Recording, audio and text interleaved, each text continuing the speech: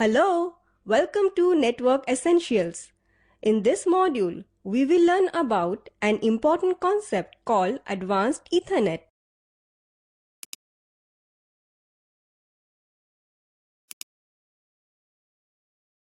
Let's have a discussion.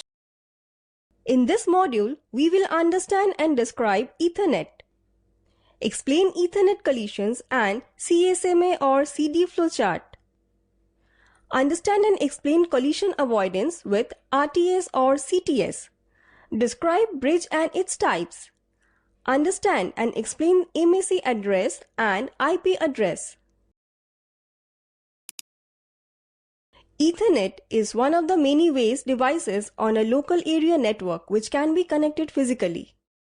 Developed by the Xerox PARC in the late 1970s, Ethernet is currently the most widely used physical layer local area network technology.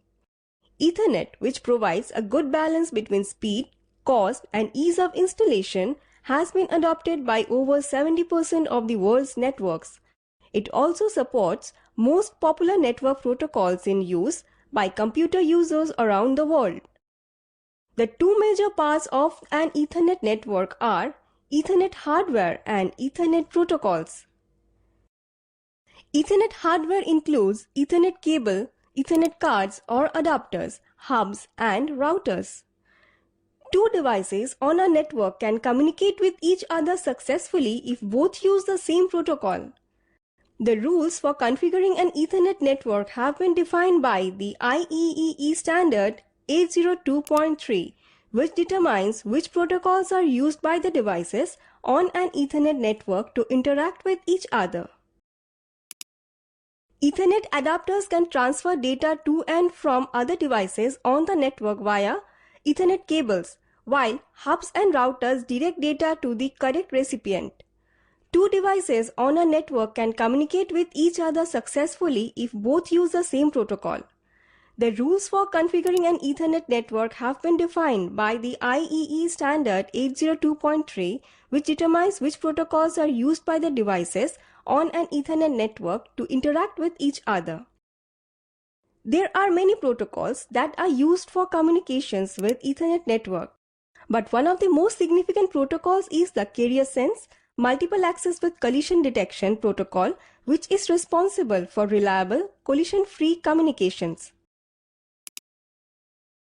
The CSMA or CD protocol, which is used for advanced Ethernet operations, work on three principles: Carrier Sense, Multiple Access, Collision Detection. Carrier Sense is a scheme developed to sense whether the line for communication is idle or not. Multiple access allows all machines on an Ethernet network to communicate freely as long as the line is idle.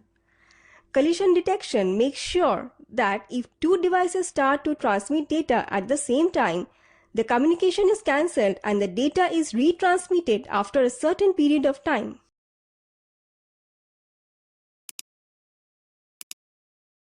To visualize how each of these three steps work in an actual network, imagine an Ethernet network with four devices A, B, C, and D. If device A intends to send a data package to device D, it first needs to sense that no other device is already using the network. If the line is idle, the device will start transmitting the data. Each packet of data transmitted over an Ethernet network contains within itself the destination address and the sender's address. The data is transmitted to all the devices connected to the network. However, a device which has a different destination address, which is B or C in this example, discards the data. Device D receives the data and issues a received signal to device A. However, it can often happen that another device on the network starts to transmit another set of data at the same time. This is a collision scenario where each of the machines cancels transmission for a specific period of time, after which both of the transmissions are attempted again.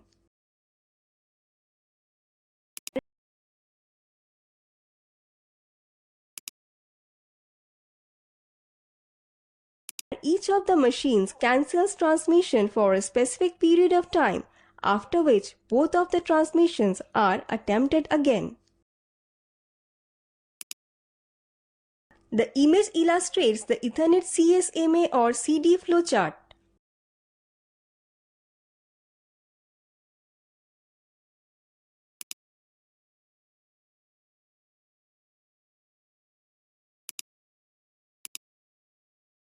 CareerSense multiple access method is often prone to face the hidden terminal problem and also suffers from the exposed terminal problem at times. To overcome these problems, the multiple access with collision avoidance protocol is used to avoid collision in case of the hidden terminal problem and offers a simplistic approach towards the exposed terminal problem.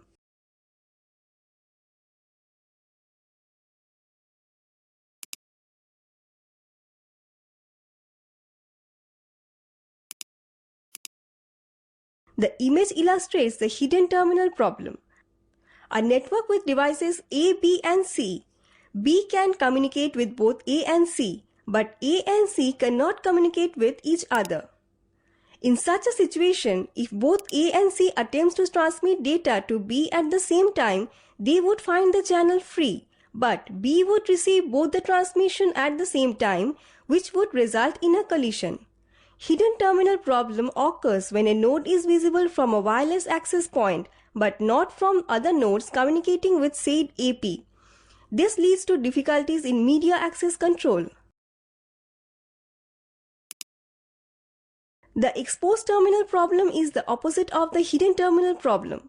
Exposed terminal problem occurs when a device capable of listening to another far away device defers nearby communication unnecessarily. The image illustrates an example where device C, which is capable of listening to a communication between A and B, defers its local communication with D due to the far away communication it detects. In such a situation, excessive traffic in the remote device can render another device idle for a prolonged time. The multiple access with collision avoidance protocol improves on the collision detection part of the CSMA or CA protocol, reducing dependence on CareerSense. CSMA or CA usually works by sending a short request to send packet to the destination device, which in turn responds with a clear to send packet. Any device that listens to any such request on the network stops its own transmission for a certain amount of time to avoid collision. MACA extends the collision avoidance feature by including a time frame for the proposed data transfer. Take a look at the image. It shows the RTS and CTS part of the collision avoidance. Let us get into groups of fours to discuss and compare CSMA. It is a device used to connect more than one LAN segments together. It operates at the data link layer and provides packet filtering by sending only those packets that are addressed to the other side of the network. A bridge is capable of connecting to networks architecture like Ethernet and token ring. The image shows the bridge filtering the data traffic that is not destined for the other side of the network.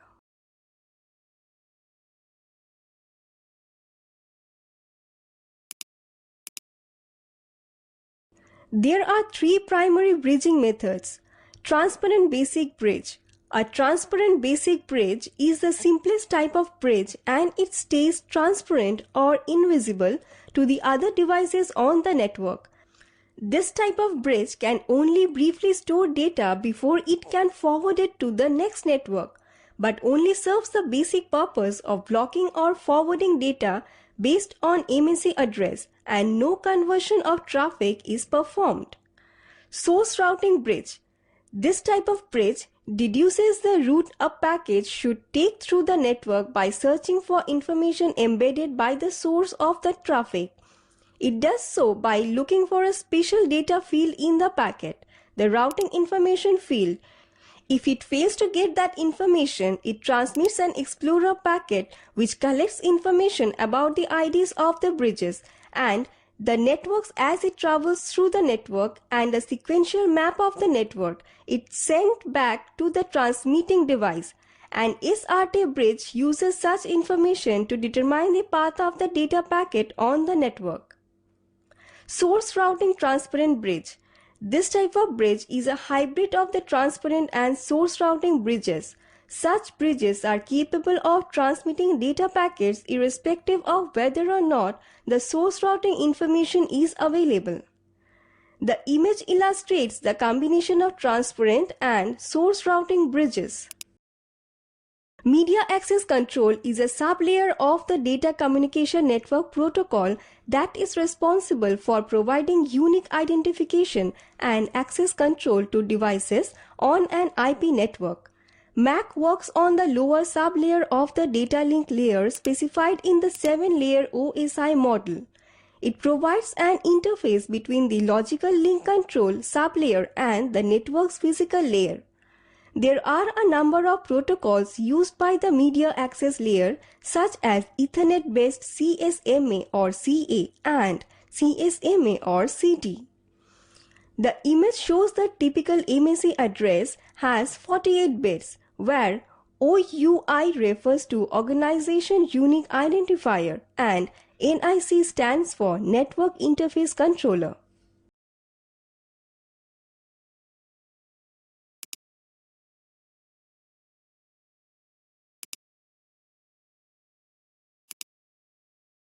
The table shows the comparison of MAC address and IP address.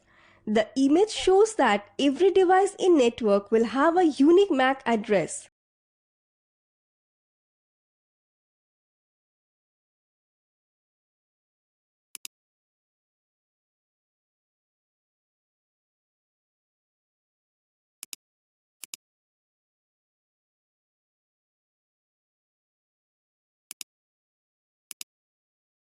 Command to fetch MAC address.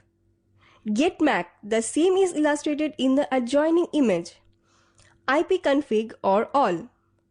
Address resolution protocol is a protocol that converts an IP address to its corresponding physical network address that is recognized in the local network. A table called the ARP cache provides the critical function of maintaining a correlation between each MAC address and its corresponding IP address.